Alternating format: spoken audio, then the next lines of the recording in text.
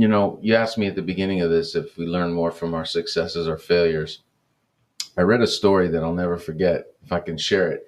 And I didn't come up with it. It was from John Maxwell in the book Failing Forward. And by the way, you got to read that book if you haven't. Failing Forward by John Maxwell.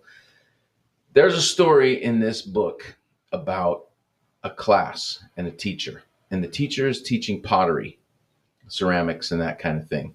And he tells the class at the beginning of the semester, he says, okay, class, you're going to get a grade based on one thing.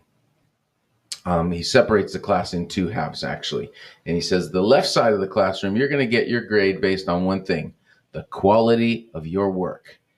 And you're going to get graded on one piece of pottery by the end of this semester. And I'm going to look at it with a magnifying glass. And if it's nice, and if you've done a good job, that piece of work is going to tell me what kind of grade you got for the whole semester. Now, this other half of the class, you're going to get graded on something different. You're going to be graded on quantity. How many pieces you make, how many pounds of clay you put on that wheel, and how many pieces of pottery come out. And, if you get 50 pounds, you're going to get an A. And if you've only done 40 pounds, you're going to get a B, and et cetera down the way.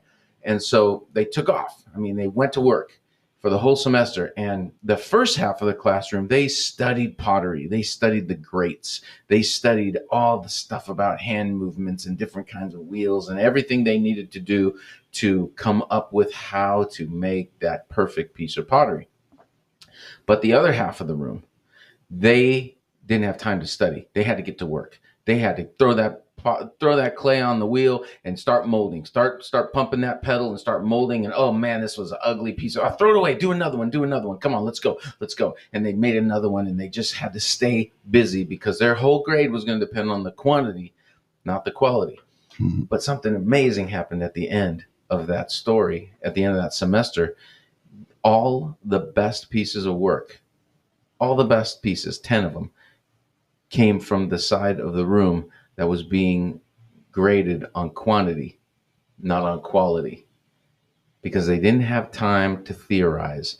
This was the real world. They needed to get busy, and they failed and they failed and they failed, and they made a lot of junk. But the best pieces of work were done by the ones that just forced themselves to keep on going, pick up some more and do it again. And I think that's the lesson in failure in business. Failure is a part of success. You cannot be successful if you're not willing to do what it takes and take the risk and learn.